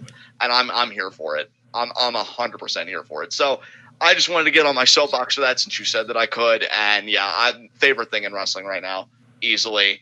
And now we can talk about the main event segment, which was crazy. Yeah, because there were a couple segments throughout the night where Bray in the Firefly Funhouse had pictures of Jerry Lawler, Kurt Angle, Finn Balor, Mick Foley with X's over their eyes and devil horns, and he called it the Wall of Friendship, and then he said that he needs to go find more friends. And then we eventually saw him hanging up a portrait with Seth, also having his eyes crossed out and the devil horns. And then, main event, we had Rollins versus Rude. Seth won via disqualification. Ziggler, because of Ziggler attacking him after he hit the curb stomp, the ref was at 2. Ziggler attacks. OC come down, and we get a 5-on-1 beatdown for whatever the fuck reason. Kane shows up. This is like what the 24/7 shit had been building up to all night. Kane shows up, cleans house, and then as he's about to do the pyro in the corners, the lights start turning out, and that's what kind of cues the. Oh, yes, they did. Yeah. Oh my god! He appears behind him, and instantly fingers down, gullet, mandible claw with the hurt glove. Kane is out, and then he moves his body, and that's the thing too, dude. Like, what's so great about this gimmick, because again, and I'm going to say this publicly for the podcast for posterity, because I tell Ashton all the time, I rewatch every bit of Fiend content over and over again in the double digits, most likely. The way the character moves, because he'll still do the spider walking stuff. We saw him do that on the Firefly Funhouse, but just the way he moved and got ready to crawl towards Seth. Just those little things make you feel the gimmick. And I want to say, too, because I said this to you, and I wanted to remember to say it for the podcast, because he gets up in Seth's face. Seth did a great job. Let me just take a second to praise Seth, because I know I can dunk on him a bit lately. Yeah, there were 2 moments in this final segment, and it's funny because normally a superstar wants 2 moments in a year, this iconic, but there were 2 images in this final segment that were fucking incredible. And the first one was just the Fiend behind Kane with all the lighting going on. And then the second one was like you were about to bring up, him with his face all up in Seth's face, and Seth just selling the shit out of it, looking like a scared child in the corner. And something, I've seen some people on some message boards and stuff go, oh, well, this makes Seth look weak. He has to win at Hell in a Cell, which I am concerned about Hell in a Cell, admittedly. Yeah, but again, it makes Seth look weak, and Seth should look weak only compared to The Fiend. Exactly. The Fiend should be portrayed as the most powerful thing in the company. Quite frankly, if we get The Fiend versus Brock Lesnar at Survivor Series, The Fiend should fucking win. Yes. Thank you, Ashton. That's what I've been feeling for a while now. This is a new character that's finding its footing. Better that Seth takes a hit in the eyes And of some than the frankly, Fiend get buried out of the gate. I might be going too far here, but frankly, if we're going to do the Fiend versus Brock, it should be a Brock Goldberg-esque match. Brock should try and bully the Fiend. Fiend should have enough of his shit and immediately lock in the mandible claw. Maybe that doesn't beat Brock. Maybe Brock, maybe he gets Brock down and the ref goes for the count like what happened against Balor, and Brock kicks out and then the Fiend immediately hits Sister Abigail for the win. Like that, like it needs, they need to crush this dude over. This needs to be their racket strap right here. Yeah, dude, it really fucking does. Here's the thing, and I'm not going to go deep into it because that's why we have Hell in a Cell preview predictions. But I am scared about it. I would even say I'm terrified about it because I look at television like this, which, by the way, before I lose my train of thought, just to round out my prior point, and I agree with everything you said, the camera work on this was perfect. Thank you to whoever the cameraman was for this, because zooming in on the Fiend's mask and Seth just shuddering in the corner. Did the Fiend say run? Perfect. He might have. I want to say I heard him say that on Monday, but I went back and rewatched it and I couldn't quite pick it. Like I couldn't make it out, so I don't know. And dude, you know that I've rewatched this shit a ton of times and I couldn't make it out either. But yeah. I think run actually is a very educated guess. Yeah, like when he got like all up in Seth's face and it was like this intimidating moment and Seth was like shivering in the corner. I think he might have been like, "Run." Yeah. And I gotta be honest, maybe this is hyperbole on my end, and in fact I can plead guilty to that charge immediately. This is my favorite Raw ending probably in years. Yeah. Like this was so good, because then what I did miss that you thankfully filled me in on, they do this chopped and screwed up version, which I found on YouTube, and I watched that 20 fucking times of the Firefly Funhouse theme. Yes, to close the show. Oh my God! Wow, this was crazy. I need to double down on what you said though, because again, putting the Squeeze and John the Mark just down for a second, they really do need to strap the rocket here. This was such compelling television. If the Fiend, I will say, if the Fiend loses or it's a non-finish bullshit, which I'm really scared of the latter, honestly. Why? Like, this is something so good. People need to believe it, because the moment he doesn't get the job done, people are going to stop believing it. Same old Bray Wyatt. Exactly. Whether it's a non-finish or a straight-up loss, if he doesn't get the job done, period, people are going to start disbelieving in him. And then everybody else he could have worked with to put over is fucked. That's what I keep stressing with gimmicks like this. You're not just making one guy. You're building up a guy so that he can make other fucking people. That's how wrestling works. And really, it's mostly about making two guys, because you want to make the Fiend first and foremost, and then you build up to him making one other dude, like one babyface that eventually finds the ability or the gumption or the, testicular fortitude to overcome him. Which, my nod goes because to Finn you gotta remember, though, like, yeah, after the first guy, whoever it happens to be, after the Fiend takes his first loss, whoever beats him after that, it's not going to mean anywhere close to as much. It's diminishing returns. Yeah. Like, that's precisely what we're dealing with here. Like, if you're lucky, if you get him to the point where he loses one match and then doesn't face that same guy for X amount of months, you can build him back up and be like, oh, that one loss was a fluke, and have him put over somebody else. But after that point, it's pretty much over. Like, you're done. You've squeezed this orange for all it's worth. It's time to shake things up again with him. And I need to address this real quick, because this is actually a springboard to another bit of commentary I wanted to make about the Fiend. Because even though I don't think it's going to happen, I do think it's worth addressing. Because Kirby Freeman just said, I don't think the Fiend is winning. I think Undertaker's going to involve himself because of the attack on Kane. If any old fuck with like a supernatural gimmick, so it only would be like Kane or Taker, would involve themselves in this match, I would be doubly pissed. Because one thing I've loved about the Fiend too, he's taking out the old guard. From Lawler to Angle to Foley to Kane now. Like, this dude shouldn't be looking weak in the face of any old fuck ever. ever. He shouldn't even be looking weak to his peers that he shares a locker room with today. But the fucking legends of yesteryear, dude, if I see him fucking selling offense for an Undertaker or whatever, and I love how you say he should never be looking weak in the face of any of these old fucks. And to me, I'm just thinking like he shouldn't be looking in the face of any of these old fucks in general. He should be standing over them. Yes, as he's been doing. Like, and dude, that's what terrifies me most of all, because it really does. Where in the world did Kirby Freeman come up with this Undertaker theory? Is this a thing that's online? Like, is this a rumor? Like, is this a Meltzer thing? I assumed it was his own conjecture, but I wanted to address it anyway, because if WWE would ever get on their boat, like, no, these are the things you do not do with a gimmick like this. He needs to be dominant. I am so sick of the legends of fucking yesteryear making the current crop of talent look like shit. And especially when you've got something here in The Fiend. Like, no. Just no. I don't want any of it. I really hope that our Hell in a Cell live reactions doesn't end with me ranting. Because, I don't even really feel like I've got many rants left of me anymore, only because I've been so beaten down by the product. I can find the fire to do this if they fuck The Fiend over. He needs to win. He needs to be dominant. He needs to be the threat. And then, if you do have him lose again, my nod would be to Demon Balor. It's believable because of the mythos. It's believable because of the stage. I would have it be a WrestleMania.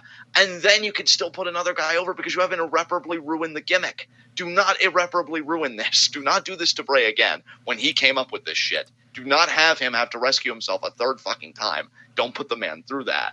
And it's that kind of bullshit that would do precisely that. And Foster says, I still want to know what the hell the heel hand does to people. And that's the thing, too. Like, my friend Angel said the same thing. What the fuck's the purpose of the heel glove? But I love that people are asking that. I love that we don't get all of our answers right away. I love that there is an actual substantive mythology and narrative structure here. Yeah. I don't want that all raised to the ground, dude. Like I'm not even speaking. Yeah, I was kind of even thinking, like, when I was watching SmackDown this week, when they did the whole like Corbin Gable thing, and I was just thinking, like, man, they literally just destroyed everything that stood for the King of the Ring.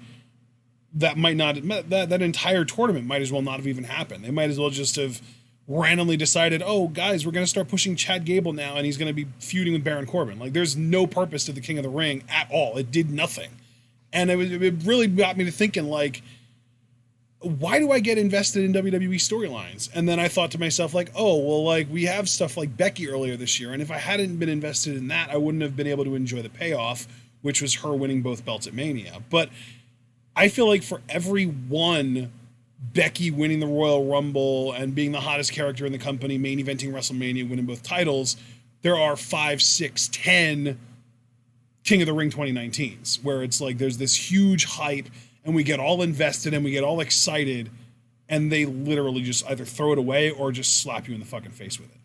I hope it's not happening again, dude. Because honestly, and here's the thing, let me just say this now to get ahead of it. Obviously, I'm going to keep watching the product. Obviously, we're going to keep doing TWitWoW. So when I say that I don't know if I can handle it again, it's more to say that I've really grown to love this gimmick. And as a fan, like, yeah, I'll keep marching along because that's what we fucking do. But it's going to hurt, man, if they do it again. Like, it's really going to hurt to watch it happen if they do it. I hope they don't, because, again, just to circle it all the way back around before we punctuate Raw and finish up with SmackDown, because we talked about some SmackDown stuff, but not all. This was my favorite Raw ending in years. Just Bray laughing as the Fiend in the face of Seth Sphere, and then you get the screwed up Firefly Funhouse song to end it. Like, and that went on for a solid, like, 90-plus seconds. That was crazy. Dude, you know who I envy the most, and this is the magic of wrestling? I envy all the kids with cool enough parents that actually allowed them to watch that, because it makes me think about how I would have felt as a kid seeing it, and I would have gotten goosebumps. My mind would have been, I would have been raped. Imagine being like a 10, 12-year-old kid watching that and being like, Mommy, is Raw over? Did the Firefly Funhouse take over? What's happening?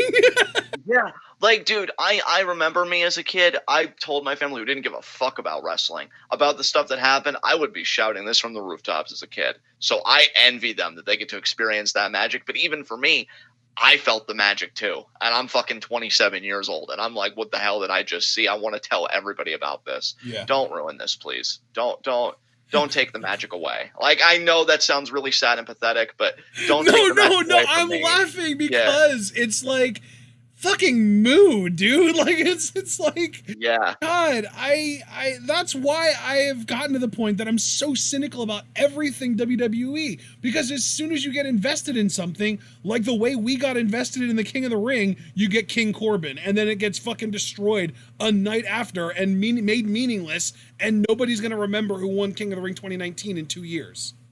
Yeah, and you're exactly right. And I really don't want to rant at Hell in a Cell. I want to keep the magic going. I want to keep getting excited. I want to keep squeeing for you fucking people for the Fiend. But I'm only warning you guys now that I will be in a very pissy, very angry mood if he does not get the job done in Hell in a Cell, because it's not just a character not winning a championship. That tells me that WWE is right back on their bullshit, and they do not know how to sustain lightning when they capture in a bottle, which is historically we've been saying that about them for years, though, dude. For fucking years. They're really good at catching lightning in a bottle, like hitting that spark that gets the world buzzing, but they have no fucking clue how to follow up on it in a good way. And I think we're going to end it on that note so we don't get redundant. So I guess just to finish up with SmackDown and just canvas over all of it, what do you want to talk about on that end? So we had an amazing opening match on SmackDown this week. New Day versus Forever the Revival plus RKO, so FTRKO, we'll just say. 3-on-3 match, and I loved it. This was probably the best Randy Orton match that I've seen since his match with John Cena at Hell in a Cell a few years ago. Which is crazy because to be fully forthcoming, I still haven't been able to watch this match, but Ashton's been giving it rave reviews, guys. He said the Revival really stole the show in this because they did that Shield style tag match where it's like it's only two guys, but it feels like a swarm, and they never stop coming at you. Like it's really so weird to me that you haven't watched this yet, because like I wasn't even intending to watch. Like, just to explain what happened to me on Tuesday night, I got home a little bit late. Like, I didn't see the beginning of the match. And when I turned my TV on, I immediately tuned out of it. I paid attention to my computer. And then I heard commentary really getting into it. And I was like, whoa, commentary's really... And I looked, and Revival were just fucking tearing it up, man. They were just taking everyone to the fucking limit. Like, they were... Like I said, they were finding ways to double team everyone individually. They were isolating people. They were pulling people out of the ring. And then I saw Orton too. Like, Orton looked like he was kind of hustling a little bit, man. Like, Orton was really getting at it, man. I was like, damn, these guys are actually trying. And yeah, the match just ended up being really good of what I saw of it. Yeah. I hope I can still like go back and watch it. I'll have to find a available version. But yeah, I'm happy to hear all six guys, because especially the fact that Orton tried. Like, holy shit. Because I only saw the very tail end of the match with Kofi winning with Trouble in Paradise on Scott Dawson. But then after the match, God. which, man, did our plans get torpedoed? Here I'm thinking that maybe, just maybe, we'll do this big grand tag match, winner takes all, FTRKO versus New Day. No, we got the six-man here, and we made way for Brock Lesnar, who comes out. Paul Heyman pretty much lays down the gauntlet. Kofi says, when I became WWE champion, I promised everybody I would be a fighting champion. So, in that spirit, I accept your challenge. Brock goes to give Kofi a handshake. Kofi starts to mouth off, I guess not believing him. Brock scoops him up, F5s him, looks at the WWE title, throws it back on Kofi, and leaves. Dude, I really wish Kofi would have landed on his feet and hit a Trouble in Paradise here. Because Brock wouldn't have, it wouldn't have knocked Brock out like it does to most people. Like, it wouldn't have been like I'm down for the count because you hit me with Trouble in Paradise. But it would have staggered him, and he could have sold it in a way that, maybe he, flung himself over the top rope and, really been dramatic about it. Just a way to make it seem like, maybe Kofi's got a shot. But no, they just said, fuck off, Kofi's losing, and we don't give a shit if you care. You know what's going to be so sad about this whole thing? Because I forgot to mention an important point, folks, that this is going to be happening October 4th with SmackDown's the live debut on Fox. On Fox, on Friday. Because now it's going to be Friday Night SmackDown again. 2 weeks from today. So that whole vision that you had, I wouldn't be surprised if they do that like just before the big matchup. So like I guess on the Fox Go Home show, if you will, where they get into a skirmish and Kofi, like, he stuns Brock, but then maybe he does a trust fall to take him out, and then he goes back in the ring and he's like, "Come on, let's go," and he sends Brock back. What's really And by the way, this, as far as the change over to Fridays goes, we're gonna just swap days. So rather than SmackDown happens on Tuesdays and WWE catch-up commentaries happen on Fridays, we're going to be doing SmackDown on Fridays, which means we're going to start doing catch-up commentaries on Tuesdays, where we will be covering the previous week's SmackDown and the current week's Raw. Yes. So just wanted to clear that up. So really, the big thing that breaks my heart is we could forget about a WWE Championship match at Hell in a Cell. Actually, we should just continue doing these on Fridays, frankly, because I'm sorry for interrupting you again, but it just hit me like the pay-per-view schedule isn't changing. There's still pay-per-views on Sundays, so we wouldn't want to try and do a catch-up commentary, and plus that would fuck with our preview predictions too. So yeah, SmackDown being on Fridays is just going to push everything that we would have normally done on Fridays back further. Like, instead of preview predictions happening on a Friday at 9, it's going to happen on a Friday at 10 or even 11. And these catch-up commentaries are going to have to start happening on Fridays at 11 too, so 10 or 11 too. So yeah, I just had to clear that up because I was under the impression that we were probably going to move over to Tuesdays, but it's like, well, they're not going to change their pay-per-view schedule, and that's kind of what everything revolves around anyway. So we're going to just have to do all of this stuff after SmackDown on Friday nights. Yeah, absolutely. Sucks for you, Impact Wrestling. I hope that not everyone in our chat is watching Impact at 10 on Fridays, because we're going to be live instead. Yeah, it'd be like that sometimes. I do agree with Foster. I thought it was a cool moment for Kofi that he sent the New Day to the back. Wanted to stand on his own 2 feet as he's wanted to do, his entire title reign. So I'm here for all of that. I will say that Brock dominating, as I was saying earlier before we cleared up that whole thing with the scheduling and all that stuff, it's disheartening because we can forget about a WWE Championship match in Hell in a Cell now.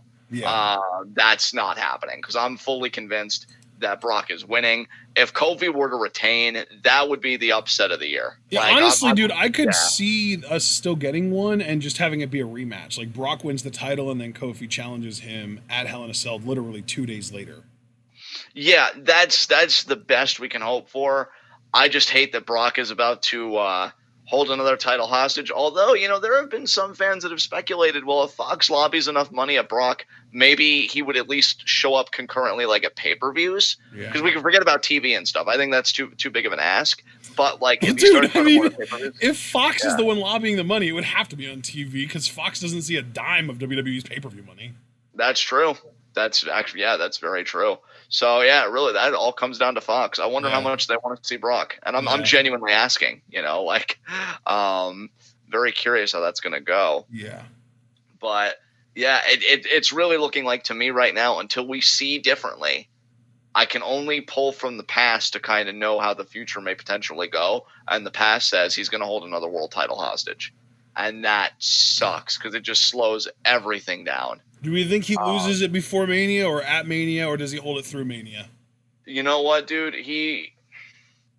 Here's the crazy thing, man. Since you asked, you even said to me earlier, I don't know if you said on a recording, off, whatever, it doesn't matter, that you felt like Roman was going to win the Royal Rumble, or at the very least we should all be thinking about Roman winning the Royal Rumble. They're going to do it again, aren't they? They are. They're going to do Roman and Brock.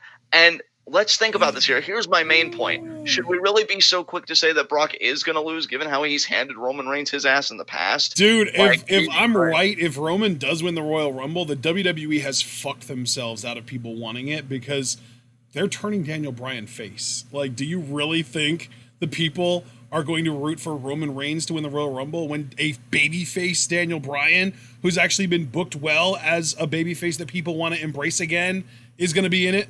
Come on now. Yeah. It's about to be 2015 all over again. Yeah, dude. Oh my God. I marvel at this company's ability to make the same mistakes and never learn. Like, if it wasn't so horrifying, it would almost be perversely admirable. Like, wow. trucking along with the same playbook. Because yeah, dude, like you said Although it. this time they're associating Roman with Bryan, which we will get to that later, but I just question, like, do y'all really think just because he's helping Bryan, people aren't going to want Bryan to win over him? Like, come on now. Yeah, like, fam, you need to understand. They Like, don't. They don't get it, man. They don't get it. You already I really do think Vince just doesn't see Daniel Bryan as the naturally likable person that most people see him as. Yeah, because they're on two different, like, according to Bryan with like the empathy scale and stuff, like the testing that they do, Bryan's psychology and Vince's psychology, like they're not even in the same damn library. It's insane. That's probably why he doesn't see it. I think Vince only sees people that in one way or another are a reflection of himself. Mm-hmm. And you can't get more of an antithesis to Vince and Kennedy McMahon than fucking Daniel Bryan. I'm sorry, like that's just how I feel. Like, and you already mentioned like Roman potentially winning the Rumble, which I'm sorry, Brock laying down this gauntlet, Roman being a SmackDown guy, which I do think when they start enforcing the roster separation again, Roman was drafted to SmackDown in the last shakeup. So unless that changes, I mean, dude, I don't know. They've been advertising Roman and Becky a lot on SmackDown. They have. So I think Roman's staying put, which in a way is a relief to me because you know that one of my fears was could they potentially do Roman and Seth at Mania this year? Because I do feel like those two are going to do a Mania match one year. You know, and I'm just thankful it's not going to be this year because it should be the Fiend's fucking year. So keep Roman on SmackDown, but really, you're going to do Roman Brock again because that's where it's pointing to, dude. Like, that's where all signs are pointing to right now. Oh, God. Oh, everything is terrible with this. Like, there is nothing good about Brock Lesnar winning the title here because, like, even just looking to Survivor Series, it's if Brock holds the title going into Survivor Series, he's either going to beat Seth or The Fiend. Because it's going to be SmackDown sweeping this year because they got swept last year. And, dude, that really fucking bothers me, too, because on one hand, I don't want Seth Brock again because Seth beat Brock clean at SummerSlam. So, like, the story's over. No, dude, nobody wants Seth versus Brock again because Seth's beaten him 2 times. And one of them was clean as hell, like as clean as it gets. Yeah. And then, on the other hand, though, I don't really want Brock versus Fiend because I'm not the one that's writing it. And because, like I said, whoever represents SmackDown is going to win every match because last year SmackDown got swept. And I was convinced at that point they got swept last year so that they could tell the big comeback story and get a sweep this year. SmackDown's going to win every match in Survivor Series this year, which will include Brock beating whoever the Universal Champion is, which could be The Fiend, which I would fucking hate. Oh, fuck you, Brock. Oh, my God. Yeah, this Brock's is bad. a businessman. He's just making money. Fuck Vince. Yeah, really. Fuck Vince's dependency on Brock. That's what I want to say fuck you to, because you're right. Brock is making his money, and as I've always said, and I got to stay consistent, I respect it. This dude is going to be able to take care of 5 fucking generations with how much he's got Vince sucking that dick. And paying him, you know, like, that big fucking money just to appear on TV and bounce around for 5 seconds. It's insane. It's insane the money he makes just to give one F5 or even just to stand behind Heyman. It's nuts. So, yeah, I don't know what else to say. It's bad. Eat your heart out, Donald. This dude's truly mastered the art of the deal. Yeah, really. It's just a shame that we're all going to pay the price for it, and that's really sad. So, well, that was uplifting. What's next? Yeah. We have our. We'll talk about that then. Let's talk about our Nakamura beating up Ali with Sami Zayn's help thing. I didn't like it. I like Nakamura. I love Sami. But, like, can we give Ali a little something, please? Like, I don't know. I'm hoping he gets a rematch and he beats Nakamura and they get this storyline back on track that Ali even said, like, oh, they dropped it. And I guess they decided to pick it up again and wipe the dirt off. But, like, man, Ali cuts these fire promos. You know, he tells a story in his promos. Maybe this was Ali getting punished for saying that they dropped it publicly. Maybe. It's like, so you want to be in public, do you? You want to be in public, do you? I'll show you what we'll do to you in public. Knee him in the face, damn it. Yeah, and I don't know. I You don't know know what I how. wonder? I wonder if because Ali keeps getting double teamed, if we're going to get an Ali Murphy team. Dude, that would be amazing. Oh my god. Because where the fuck is Buddy Murphy? You have him beat Daniel Bryan, and now he's not even on the product to follow Well, up. and the Well, last time we saw him, he lost to Ali and then shook his hand yeah, in the match. So it was like effectively a face turn for him. So it might yeah, be like this newfound respect for Ali. Maybe he'll come to the rescue for Ali next time Ali's getting beat up by two guys. yeah, You got to think he would at least wait for Sammy to lose the neck brace forever, however long he's going to have that. yeah.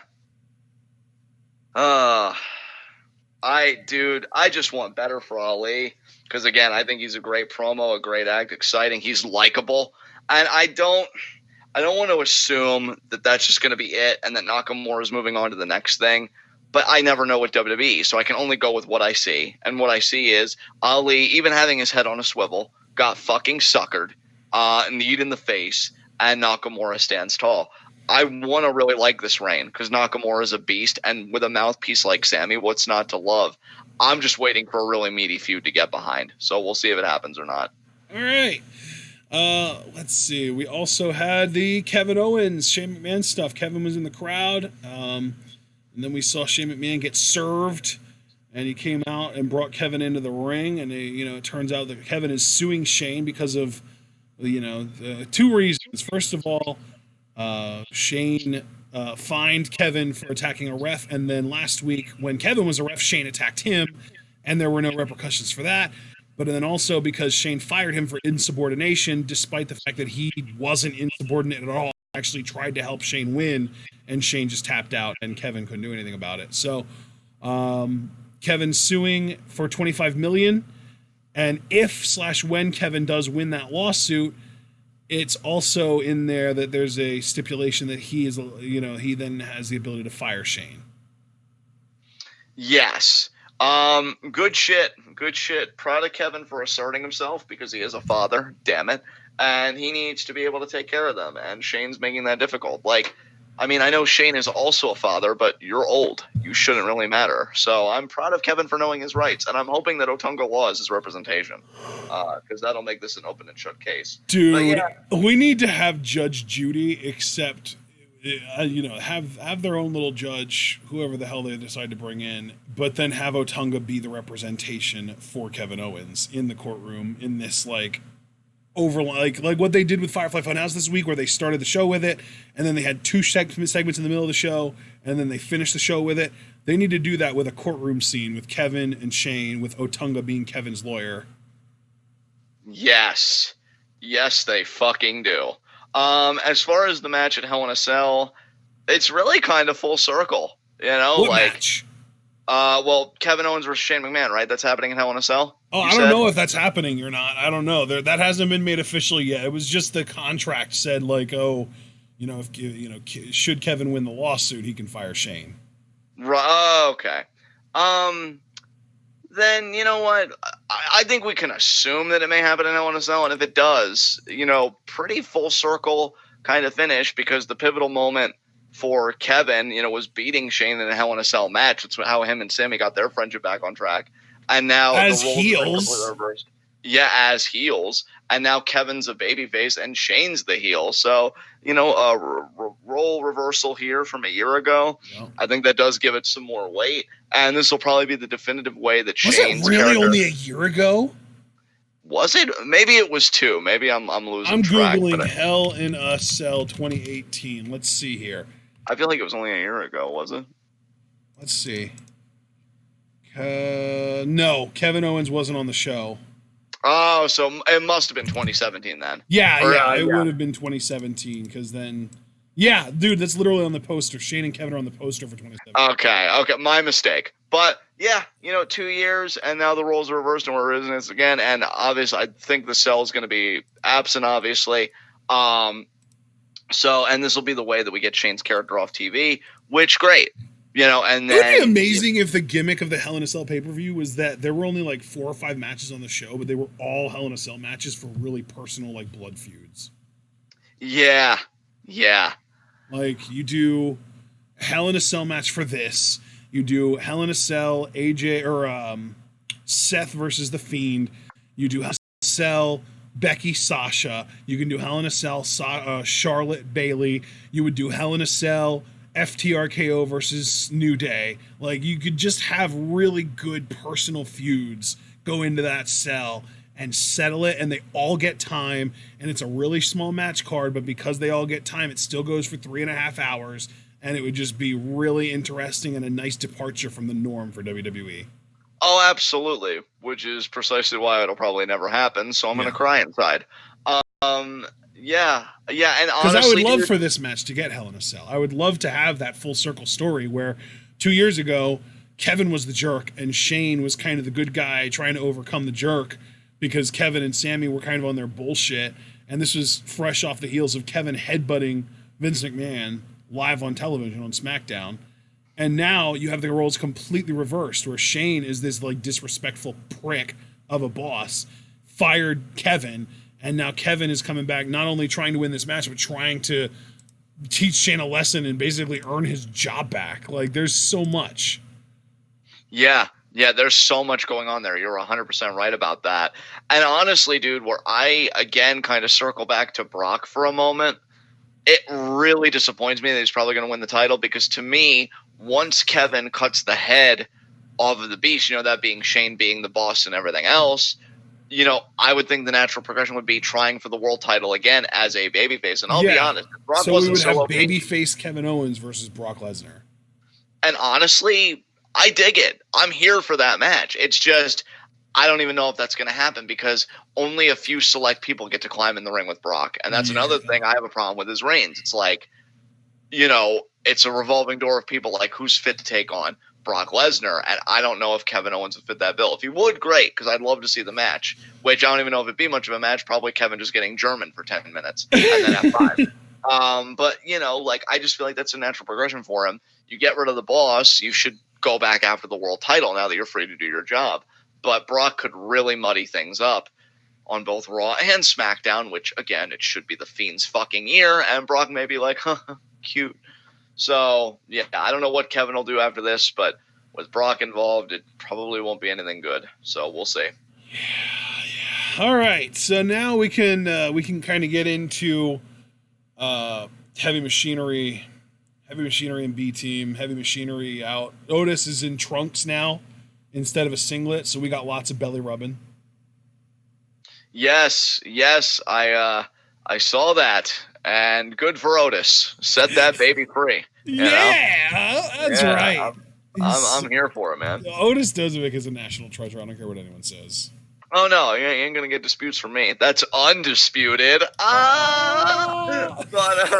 yeah, happy for him. I mean, as the clear personality and star of the team, he's connecting with people. If that's an adjustment they want to make, no harm, no foul. So yeah, I'm here for it. Good shit. All right, and now we get to, again, an overlying story over the course of SmackDown. We had Eric Rowan, his interview with Michael Cole.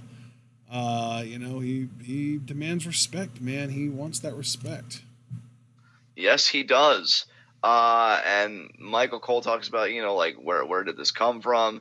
Why did Luke Harper attack Roman Reigns? And he's like, you're interviewing me. If you have a question about Luke Harper, go find him and ask him. Rowan. What a dummy. How does he not know? Exactly. See, this is why Eric Rowan is the intellectual superior to everyone. And then, Michael Cole asks him about, breaking with Daniel Bryan and all that stuff. And, he says, Bryan was never my intellectual peer. In fact, it was foolish of him to even think that. And I don't know what Michael asked where Rowan got his best line in this whole thing. But Michael Cole asked one question, and Eric Rowan's just like, lower your tone, Mike. And his diction on the whole fucking thing had me dying. Low key, I don't even think Rowan's been that bad in this role. So when I say guilty pleasure, I don't mean that yeah, dude, I'm so glad you already said guilty pleasure though, because I was thinking the exact same thing. I'm enjoying this, and I don't know if people were trying to shame me. There's something Otunga-esque about Eric Rowan. Yeah, Yes, dude. Yes. And people could be like, ew, you like Rowan? Man, fuck y'all. This man's diction is amazing. And yeah, calling Michael Cole Mike and everything else. Lower your tone. He said it with that intensity too. Yeah, it was great. It was great. I'm here for all of it. Again though, can I just say again though, even though Brian hasn't necessarily been like the biggest part of it. I mean, he kind of reasserted himself tonight, but again though, he's bringing out the best in people. Yeah. This is the best Rowan has been, honestly, before they fucking torpedoed it, since his very brief face turn where he lost to fucking Big Show in a stairs match, which again, that was the torpedoing. But I actually like tables, ladders, chairs, and stairs, baby. Yeah. And oh god, go ahead. I actually thought babyface Rowan had potential, and then they killed it. So, like, ever since then, like, I'm really vibing with this. Yeah. It's cool to have, like, another monster character that is intelligent. And, yeah, especially with Lars Sullivan being injured. I was going to say, I love that they basically gave Rowan the Lars Sullivan gimmick, where, like, he's this big, scary monster, but also he's eloquent on the mic. You got to wonder, too, with us bringing up Lars, I wonder if he didn't get hurt, if he would be the one beating Roman Reigns on a pay-per-view to build him up. But we'll never know. I really don't think so. But yeah, it's not like Rowan just came out of nowhere. He's been involved with this for a while now, with the Daniel Bryan stuff, and then like Harper of all people. Like, who would have come out instead of Harper for Lars? Nobody. He doesn't have any friends.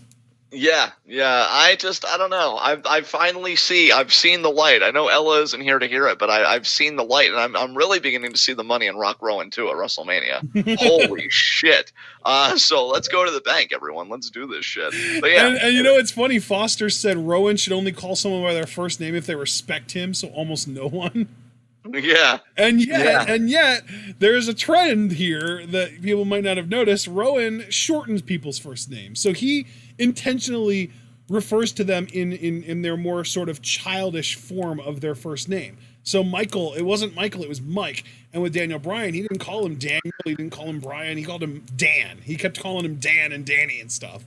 So like he is intentionally condescending to these people by shortening their names into more childlike forms. And with that beard synthesized with that baldness, I'm not going to tell him no. That man owns life right now. Beaver teeth, holy shit! It's a great aesthetic. I'm here for it. So what and that diction? Yeah, dude. Oh God, so much. I will not be disrespected. Just Kirby, we're both more Harper guys ourselves, but Rowan's been hilarious. Yeah, again, like with it's like Harper versus Rowan. It's like the Dark Knight versus the Room. We're allowed to like both in different ways. We like one because it's genuinely amazing. We like the other one because it's entertaining in ways that we didn't expect. Yeah. Precisely. And on that note, we can transition. What are we talking about next? The main event segment of SmackDown, which is why I wanted to save the Rowan sit-down interview for last, because then we get into our Bryan promo in the ring. He talks about how Rowan's talking about he felt like he wasn't seen. I saw Eric Rowan, and I still do see him as a friend. Rowan comes out with his fucking Godzilla stomp music. I honestly, it's funny because his music to me reminds me of like what I would expect Luchasaurus's music to be, and kind of what it is. Because when Luchasaurus came out at All Out, they did like the big foot stomps, and they showed the fucking water in the cup, like with the ripples flowing through it. I expect him to do that for Eric Rowan on SmackDown. It's hilarious with his big old boom. To start his theme song. But yeah, he comes out and he's complaining, listen up, Dan, you never asked me how I felt about anything. And Bryan is just like, I don't even remember what Bryan said, but Rowan did the whole I will not be disrespected, and then Bryan's just like, you feel disrespected? Then do something about it, because there's nothing that you can do physically that would hurt me more than when you broke our friendship. and Rowan isn't doing anything, and then he kind of backs off, but then Harper attacks Brian from behind. We get a 2-on-1 beatdown, and then Roman Reigns music hits, and he comes out. Harper goes for a lariat. Roman just ducks it and pieces out. He just avoids Harper altogether. Goes straight for Rowan, hits a Superman punch, throws it to the outside. Slaps Harper upside the head when he's up on the apron. But eventually, Harper does catch a big boot on Roman, and then throws him into the steel steps, and then Rowan does a power bomb onto the ring post on Roman. And then we get this cool moment where they clear off the announce table, and Rowan and Harper both use, Rowan actually, I forgot about this part. Rowan used a piece of the barricade as a weapon to hit Roman with. And then the two of them do a double arm crucifix power bomb on Daniel Bryan through the announce table, and that's how we close the show. Just to break this down one bit at a time, once again, a fire promo from Bryan. Oh, He's my the God. Best. That's Okada might be the best wrestler in the world, but Daniel Bryan is the best entertainer in the wrestling business, the best overall performer in the wrestling business to me. I mean, dude, and again, he is in that Okada tier, and I personally, in my personal opinion, now I know that this is probably not a super popular opinion, but in my opinion, I prefer Daniel Bryan in the ring to Okada, and I love Okada. Yeah. Okada is like a 9.5 out of 10 to me in the ring, but Daniel Bryan is like a fucking 11 out of 10 to me in the ring. He is the only guy, there are very few guys that I would put on his level, and I wouldn't even put Okada, I wouldn't put Okada or Omega up on that level. I would put Bryan, Ishii, maybe Andrade, if he's, on a good day, because it's an elite, maybe AJ Styles is up there, but I got kind of sick of him a long time ago, and I've never been sick of Daniel Bryan.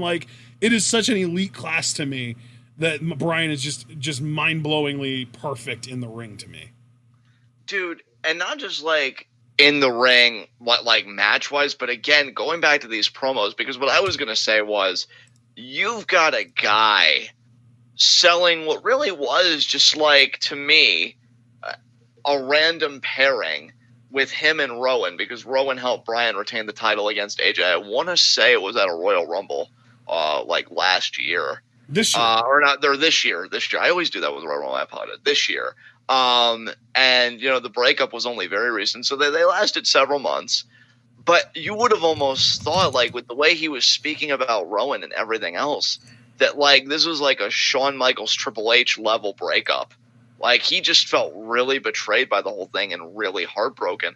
And the way he sold that friendship on the mic, and you're like, wait a minute, this Eric Rowan? This is what Bryan's so torn up about, but he makes you believe it. The dude is so good. Yeah, so good. That's what makes him such an amazing worker, though, is that, he and Rowan probably never really talk backstage. They probably don't have that much in common. They're not real friends in real life. They're just co-workers. Maybe they kind of get together in the locker room to talk about what they're going to do on the show, but they're not good friends IRL or anything. But Bryan sells you on that shit. He makes you believe that they do fucking ride-alongs together on their own without taping it. He is so good, man. Daniel Bryan is, I think, the only person in the wrestling business right now that is both an incredible, like I said, that top tier in-ring worker, and could be a fucking Hollywood actor if he wanted to be at the same time. Yes. He is remarkable. And again, Rowan, I say guilty pleasure, but I can't stress enough that I don't think he's been horrendous or horrible in any way. He's been good at times, and at worst, adequate. He fulfills the function he's supposed to fulfill. But yeah, I've been happy with his work for the most part. And of course, Harper being back and doing stuff. Oh, the dude's so good. He's going to go down as one of the most underrated guys, because he didn't We need a team of Harper and Cesaro, and they just need to run roughshod on everyone because no one ever rates them. Exactly. Even as a mid-carder, the dude held the Intercontinental Championship in one of the most forgettable reigns, because I literally can't recall anything from it, except I think he beat Dolph Ziggler to win it. But then, and didn't he lose it to Big E? No, I think he might have. Shit, because I'm trying to think who Big E beat to win the Intercontinental title. I thought he beat Curtis Axel to win his only Intercontinental title. Maybe he lost to Dean Ambrose for the Intercontinental title. That would be my guess. But yeah, like it was a forgettable reign. So this guy wasn't even like a top tier. Oh, he lost it right back to Ziggler. Oh wow. So yeah, like he wasn't even a top tier mid carder like say Kofi was before his main event push. Yeah, he held it for less than a month, by the way. Yeah, like even in the mid card where you feel like this guy would be like a great technician and really be synonymous with the IC title, this and that, didn't even get to do that. Like he's really going to go down as one of the most underrated guys to me in his era in WWE, and that's really sad because he's so good. Hell, if we're going to spit facts, I mean, I know Harper got to have some big matches, like his match with Randy Orton at that Elimination Chamber that one year before Orton and Bray's horrendous WrestleMania match, but he lost that match. Eric Rowan can say, even with Harper's help, he's beaten Roman Reigns. Like, it's just crazy how careers work out. But yeah, Harper coming out and putting the boots to Bryan, which is funny because Bryan said, well, Rowan, you can't do anything to me physically. Well, fine, Harper will.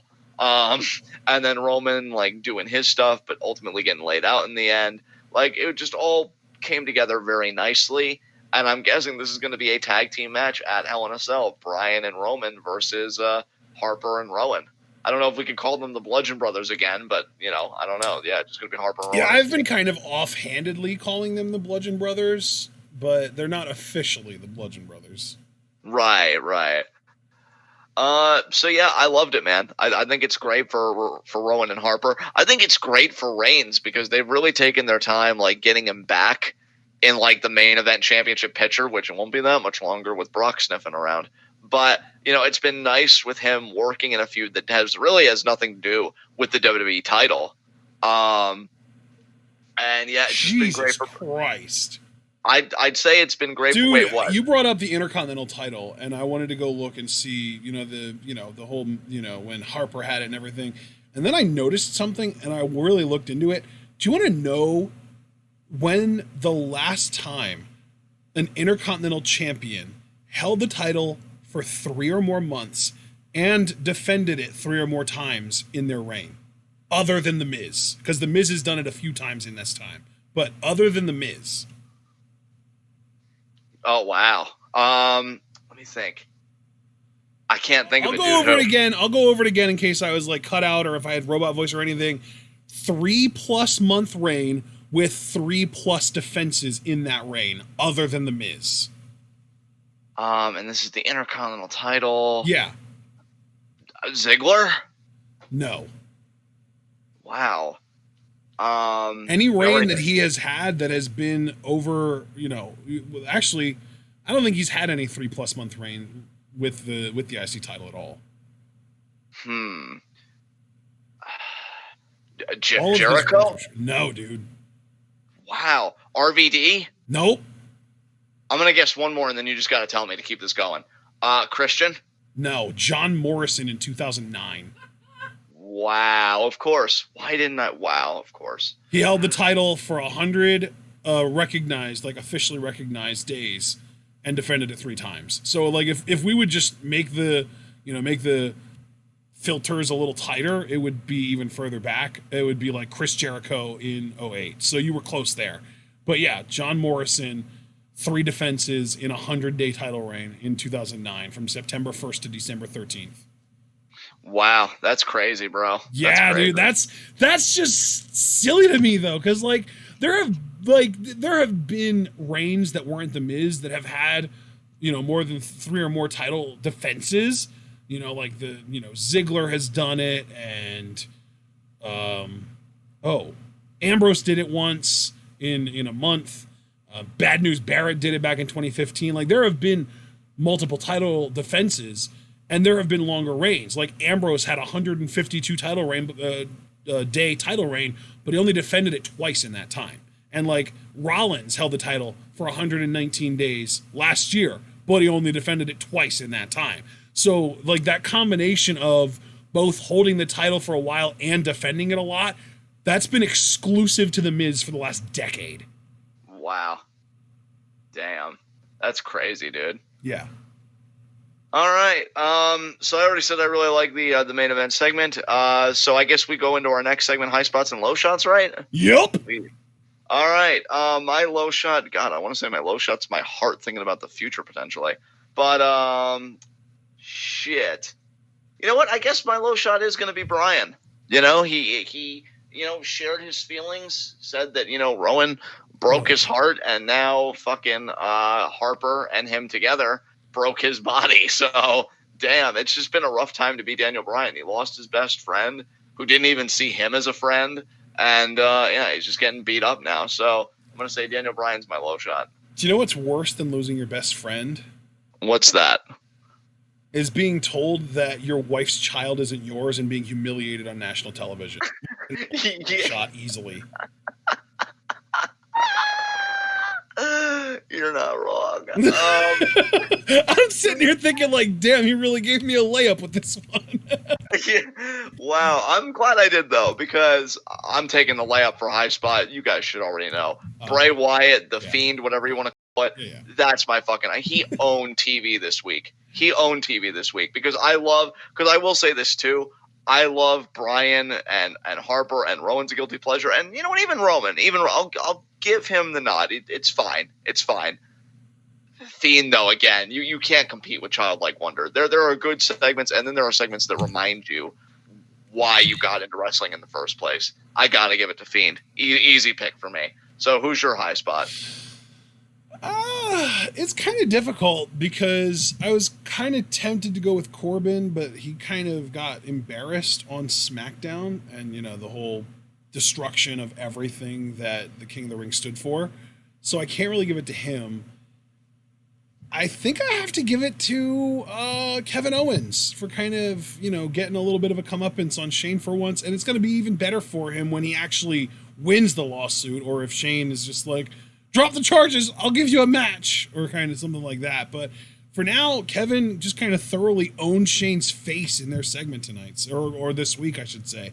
So, given it's not really an easy week for a high spot, like I was kind of tempted to do Heavy Machinery, but I want to kind of keep it a little bit more serious. And then I kind of thought about, well, maybe I could do like a combination of the New Day and FTRKO because of their great match. But yeah, I'm just gonna kind of stick with the old go-to. I'm gonna stick with Kevin Owens. So Kevin had a nice little comeuppance, and I'm gonna stick with him as my high spot. All right, man. Good stuff. So, with that said, do you have anything else you want to say for this catch-up commentary? No, sir. All right, guys. Well, this has been a partial catch-up commentary. I'm John. That's my co-ordinator commentary, Ashton. And this has been TWitWoW, the best wrestling podcast made for wrestling fans, by wrestling fans, on the web today. Guys, if you can, please like the video. The more likes you leave, the more likely our video will be in the top search result for all wrestling commentaries on YouTube. And when you're the best at what you do, the top is the only place that you belong. So please leave that like. Click the bell icon for notifications. Subscribe if you haven't already. If there's like a new listener that maybe didn't want to participate in the chat, you guys already know all of our social media and everything we're tied up with in the description box. And we will see you again, I want to say, on Sunday at 4 p.m. for our coverage of the Stardom. Are we doing a doubleheader, Ashton? I want to confirm that with you real quick. Hell yes, we are on Sunday. Yeah, we could probably do tomorrow, but we want our Saturdays to ourselves, so it's Sunday. So, yeah, I can say we are going to be doing the 9/16 both day and night show in Fukuoka. Yep. So that's going to be good shit for the Stardom 5-Star Grand Prix. It's good shit, damn it. Let's go Konami, let's go Hana, let's go Mayu, and fuck you Momo Watanabe. Oh, and Hazuki.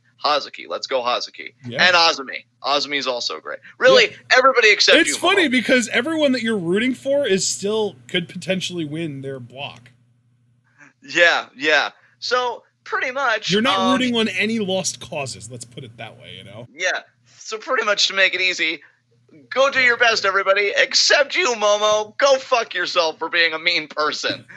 So we'll see you guys at 4 p.m. on Sunday to cover both those shows back to back, because I really like that we're becoming more of a Stardom channel. And yeah, until then, guys, enjoy your Saturday. Enjoy the rest of your Friday. Think about happy thoughts, because this company can take them away in a heartbeat. So until then, tune in and peace out.